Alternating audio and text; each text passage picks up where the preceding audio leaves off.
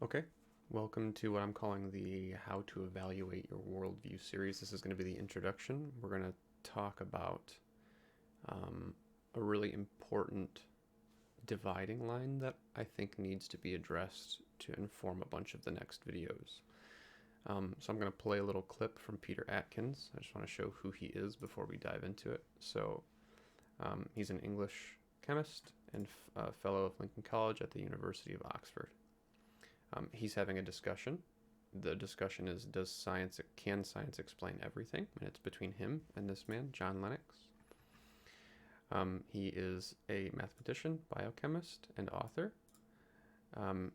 If I'm not mistaken, he was a professor at the University of Oxford and Cambridge.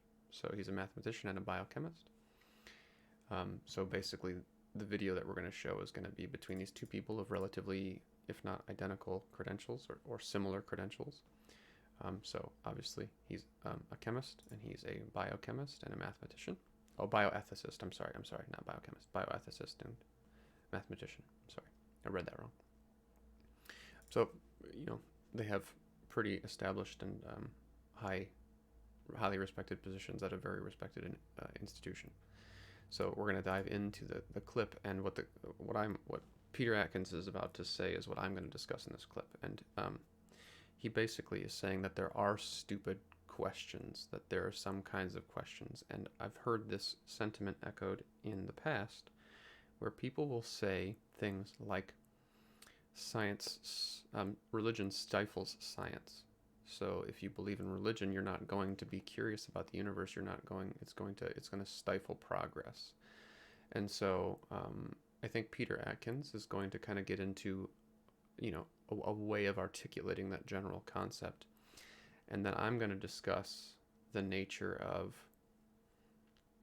asking a question like why, because his ultimate objection ends up being more or less that he objects to asking why certain things happen. In this exact, I'm not going to dig it all out, but in this exact thing, if you ever decide you want to watch it, he actually says somewhere that he thinks that asking why is a stupid question. He actually says it, and you'll see the irony of that in this clip that I'm about to play. But yeah, so let's dive into his little piece real quick. It's about 3 minutes, but not too long. The second part of these introductory comments that I'd like to make is that we have to think about what we mean by the questions that science approaches. And I think there are two classes of question. One is stupid questions, and the other is real questions. And a lot of the stupid questions, maybe that's too strong a term, a lot of class one, let me call it, questions have emerged as extrapolations of human angst, worries about the nature of the world, projections of human ideas where they are not supported by any evidence. Science deals with real questions. Science deals with questions for which there is evidence. So, whereas a typical religious question might be, what is the purpose of the universe? Science can dismiss that as an irrelevant question. There is no evidence that there is any purpose in the universe. In fact, I think it rather wonderful that this extraordinary collection of galaxies is just hanging there, totally without any purpose whatsoever. I think that's rather grand, frankly, and rather inspiring. So when you ask questions for which there is no evidence, such as that one, what is the purpose of the universe, what is the nature of the afterlife, and all that sort of thing, science need not trouble to try to answer them because they're nonsense questions. Science deals with real questions, questions for which there is evidence. And some of these are very deep, and let's not hide them under a bushel. I think one major question is, why is there something rather than nothing? It certainly seems as though there is something. And we presume that before there was something, there was nothing. So it seems to be a real question. And science has as its objective an attempt to answer that kind of question. Another deep question, of course, is the nature of consciousness and all the attributes of consciousness. We appear to have consciousness. There is evidence that we do. And so it is appropriate for science to tackle that. And by consciousness, I mean all the attributes of consciousness, including morality. And so those are real questions. Those are the questions that science can answer. And there is no doubt in my mind that over the past, let's say, 300 years, that science has done its job seriously. That is, collecting evidence, setting it in a network of concepts, and seeing the way that they are mutually supportive.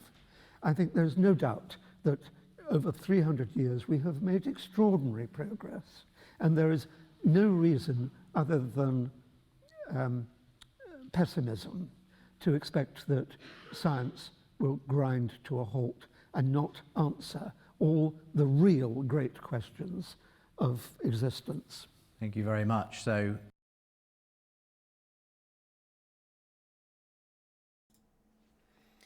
okay, so we're going to get into this, and I want to be very clear. I am not trying to claim that he is a professional philosopher. He doesn't have to be a good philosopher for this premise to make sense for what I'm doing and why I'm doing this series. He is the perfect example of an extremely educated person who knows a lot about the world, but he is a terrible philosopher. So, and I'm going to break down why that is. I am not a professional philosopher. I don't have a PhD in philosophy. John Lennox has written books, and he's not even a professional philosopher. People like William Lane Craig, they have doctorates in philosophy. So I'm not even claiming this. I'm just trying to say that watch how easy it is to just deconstruct his argument. And this is the nature of dealing with the average person. So for me, what this whole thing is about is, as an average person, discussing things with other average people, if you should take seriously the limitations and take seriously the things that you say, because you don't want to be absurd and you don't want to be self-refuting, and even if you don't want to get a PhD in philosophy, you should at least learn enough of the basics to recognize something completely idiotic when you hear it. So let's break this down, and we're going to really discuss a couple of different things. So I'm going to bring out the old drawing board, and we're going to walk through a couple of things.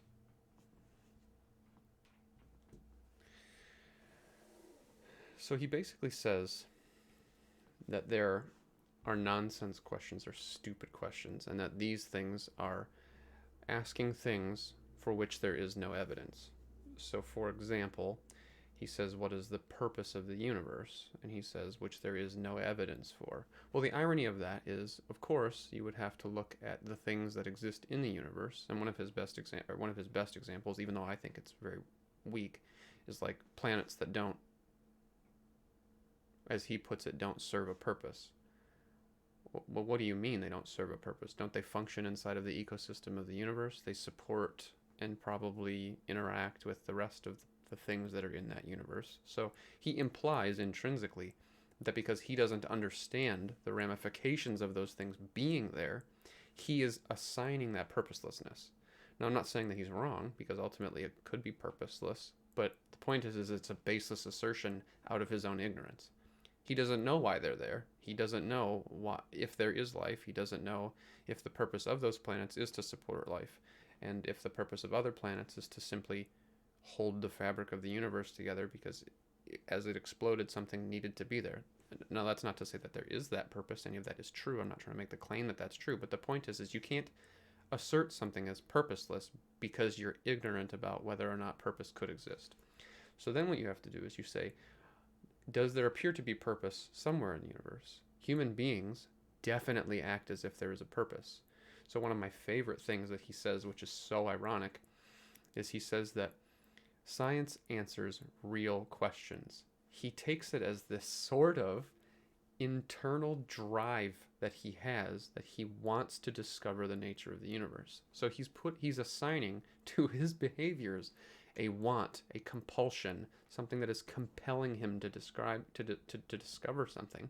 Okay, you can call that a subjective, a made-up purpose, but the point is human beings definitely act like there's a purpose. Whether you say that you find your own purpose, you make your own purpose, that's wherever you land on that. But to say that there's no evidence for purpose in the universe, really what I think he's trying to say is that in the grand scheme of things, so for example, Christians will always say, like, if there's no God, there's no morality. And they'll say, in the grand scheme of things, right? Ultimately, they'll use the word like ultimately, if there's no God, there's no morality. What he's doing, if he doesn't mean what I said before, like if he's saying that literally even subjective purpose, created purpose, if he's saying even that's not evidence of purpose, then he has to, in my opinion, he probably has to mean that what he's saying is there's no ultimate purpose. And of course, the irony of that is that tons of people that will make the argument and say, well, there doesn't have to be an ultimate morality in order for morality to exist. Well, it's a similar argument here, which is there doesn't have to be an ultimate purpose for purpose to exist. Well, the point isn't, is there an ultimate purpose? The point is there evidence that seems to suggest that there is purpose? Well, I would say unequivocally, yes. So it's just this really ironic philosophical conundrum that he sort of backs himself into, on top of the fact that science, especially in the modern definition, the scientific method, is a philosophical structure.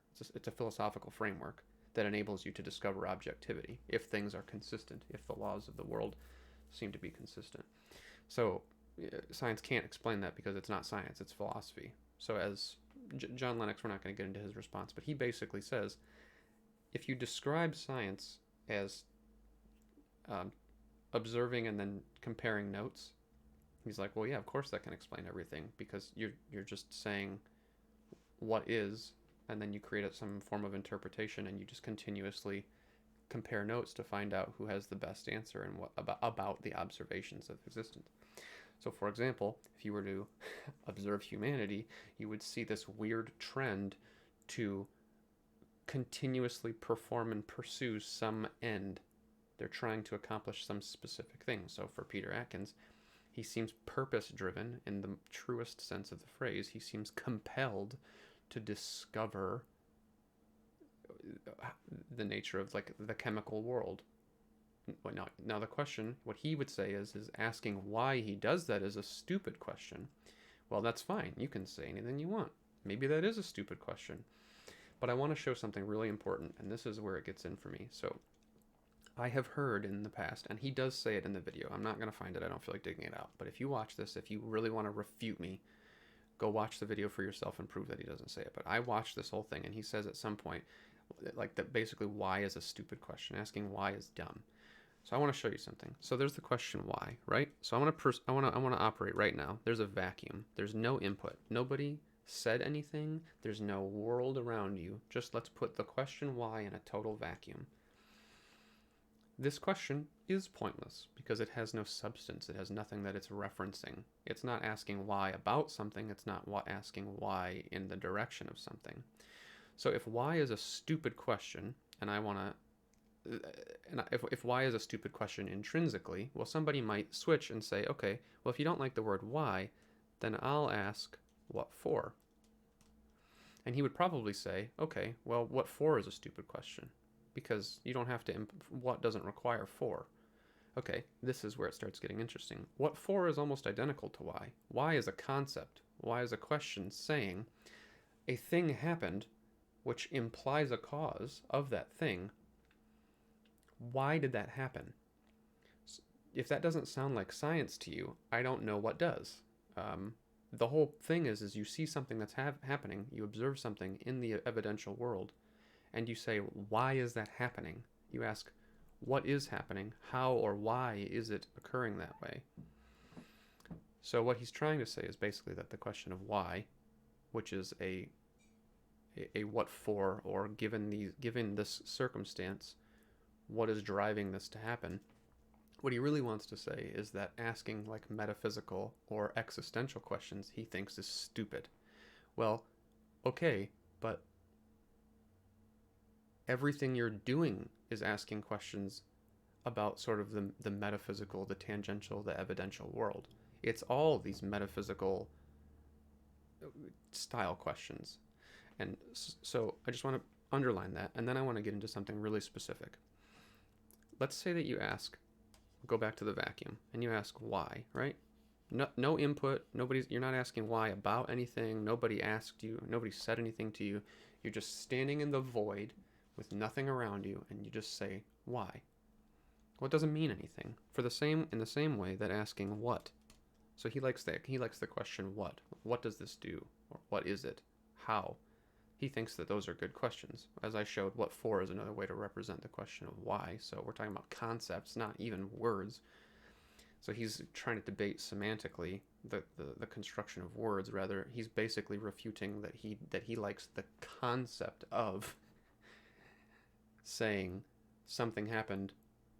Why did you do that? Because it implies purpose, which he obviously does not like. Because if something occurs, there's a reason in which it occurred. Now, it doesn't mean purpose in the sense that there's like some external standard it's trying to meet, but it means purpose in the sense that this thing happened because something made it happen, or because there's a reason that this thing happened or this thing occurs. So why, with no reference to anything, is meaningless in the same way that what is meaningless. Because if you say what in the same capacity, you say what in a vacuum. What?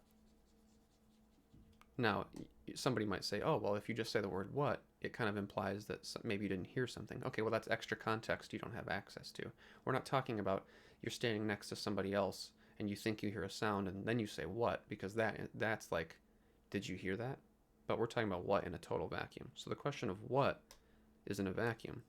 But then you could say something like, what, right? Because that's more like a quote, right? And then you're asking what about what. And you have some loose level access to something.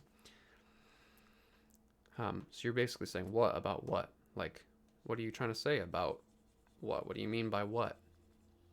Which would be, it also kind of would imply somebody standing next to you and having a conversation. So then let's get into why. Why is the exact same thing. I'm not going to write why, comma, why. Like, why? What do you mean? We're not going to do that. So the question why, so like, let's say, for example, why does the universe, or what is, he said, let's just use his specifically, because he didn't like, what is the purpose of the universe?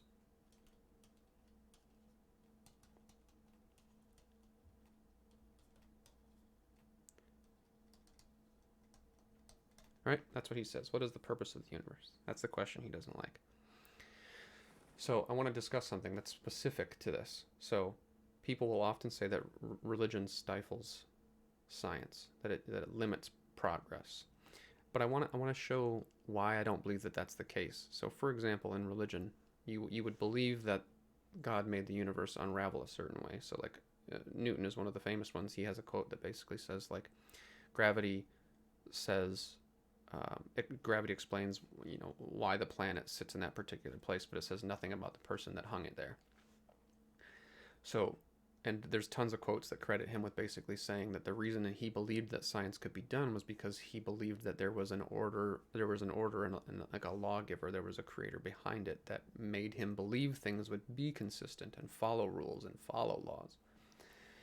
A lot of people are going to, there's tons of people who will make petty arguments about this, but at the end of the day, that philosophical assertion of, I believe that the universe will function in an orderly capacity because I believe there is an order giver, an order maker, someone who makes order, regardless of whether or not you like the assertion, it is a valid logical reason to believe and to pursue discovering how things work.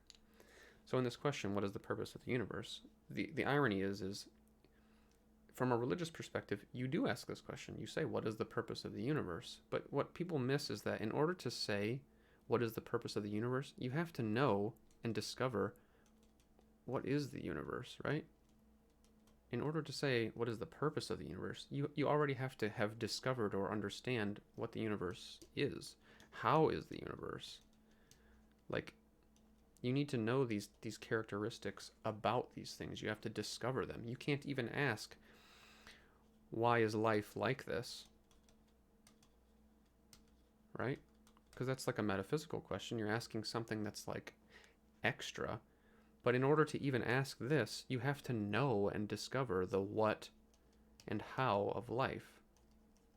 You have to have access to those things. So you're not asking, why is life like this in a vacuum? You need to discover it. In order to even say, why is life like this, you have to mean, like, so for example, the morality issue. Why do we impose morality? Why do we follow and try to create objective standards of morality?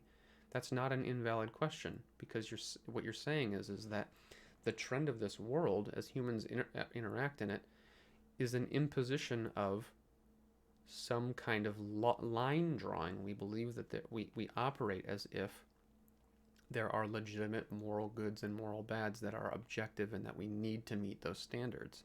So the question of why is life like this, it's rooted in the discovery and the observation of what occurs in the world.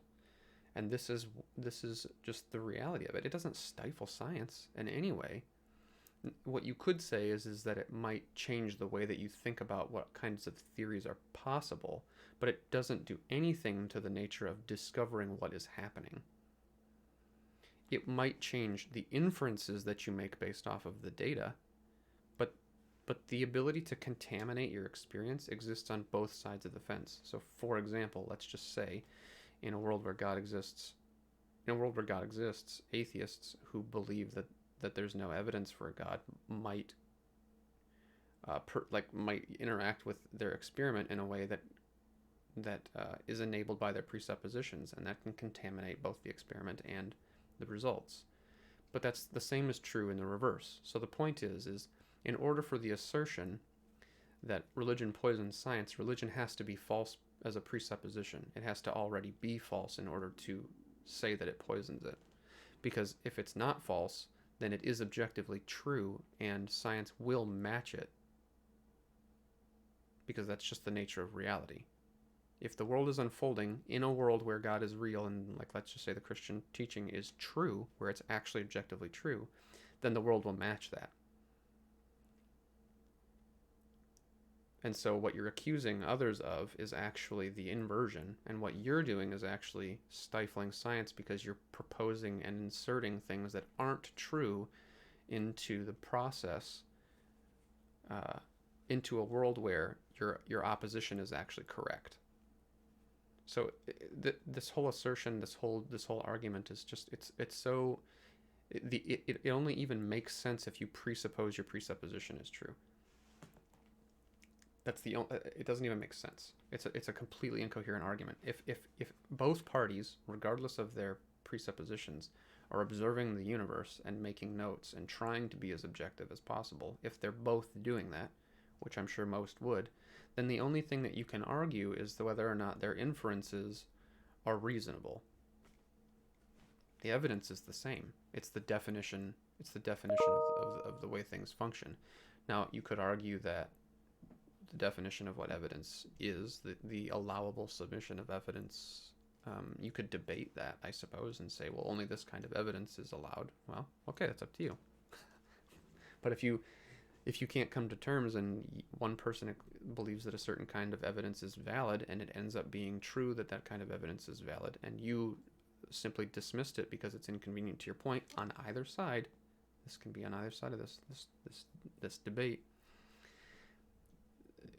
If the evidence actually is valid, then you were wrong, regardless. So if science supported something and you dismissed it, then you were wrong. If historical evidence is legit, valid evidence that can actually and really does end up supporting your position, and it was a legitimate form of evidence, then anyone who denies that is also wrong. That's just the nature of reality. Like, what's true is true, and you're all held to it. So it's a pretty interesting argument. I don't really understand that. So I just really want to get into I just really want to address the nature of the claim that religion stifles science, and then also this concept that there are stupid questions. He, even in this exact thing, he says that the question of why is there something rather than nothing, you don't think that that's a stupid question? Things just are. Why do you need to know why is there something rather than nothing? Why is it okay to ask that question, but it's not okay to ask what is the purpose of the universe? Because unless you read your presupposition into the nature of the universe by saying that it's purposeless, which is the only reason that asking what is the purpose of the universe is a stupid question, then I don't get it. Because the question of why is there something rather than nothing, there's no evidence that there's nothing, so why would you even ask why is there something? Why isn't there nothing? It just becomes absurd. I don't know. I don't understand this. Like, I don't understand these general concepts. Like, it just doesn't make sense to me. And later on, when he says that why is a stupid question, you just asked why. Why is there something rather than nothing? What for? That's another way to phrase the question. What for? How come? How come? Why is there something rather than nothing? What for? That's a great question. That's my whole point, is that that's a great question. What is the purpose of the universe? Well, if there is no purpose, then there is no purpose. That's the answer to the question. It doesn't make the question stupid. The way that he frames it is basically that science should be the thing that answers questions, and John Lennox gets into the fact that science is an explanation of observable facts from a specific lens. So it's a philosophical framework that's supposed to produce objective data. It doesn't do anything by way of inference. Inference is done based off of logic and philosophy, and it's supposed to match the evidential data that's generated. But you're supposed to actually infer what that explanation is using logic and philosophy, and making sure that cohesive like life form, so to speak, is all coherent within itself and consistent within itself. So for example, if I drop a ball 10 times and 5 times the ball doesn't hit the ground and it floats up, and then I conclude that dropping a ball makes the ball hit the ground, that would be an inference that makes no sense, right? Because it's not about the data, you know. It's does your interpretation, does your inference match the data? And if it does, then all it is it's a debate of which one is more reasonable and which one is better, has more rationality, and as many people would agree, the explanatory power of the inference. So one time I heard somebody say that an explanation that explains everything is no explanation at all. Well, except for if it has explanatory power and it matches the way that the world is, it's a great explanation, because explanatory power is a definition of a good inference. So it's always this balance of cake and eat it too, right? Everybody wants their cake and to eat it too. And just, you can say it. You're allowed to think and do and act any way that you want. You can say something that is a statement that's equivalent to I want my cake and to eat it too. You're allowed to say it, but that doesn't mean you get it in reality. So I think that's a good setup. I think it's a good premise, and then we're going to work into some a little bit bigger topics as we go on, but that's a pretty good starting point to kind of set the framework up. I don't believe that I wouldn't necessarily go so far as to say there's no such thing as a stupid question, because if you ask something that's actually illogical, like it makes no logical sense, like, can God create a rock that's so heavy can an omnipotent God create a rock that's so heavy even he can't create it? Well, it's a logical impossibility. It's an invalid question. You're asking, can A be not A? Well, no. If your definition is an omnipotent God means that God can do anything, then are you granting that God doesn't have to abide by logic because he can do anything? In which case the argument falls apart. And he can create a rock that he can't lift and still be omnipotent because logic doesn't apply to him because he can do anything. And then you see the absurdity of the question. So there are stupid questions in that sense. Like if you ask something like that, it's a stupid question because it's incoherent. It actually doesn't mean anything. It's asking, can A be not A? And the answer is, of course, no. See you in the rest of the series.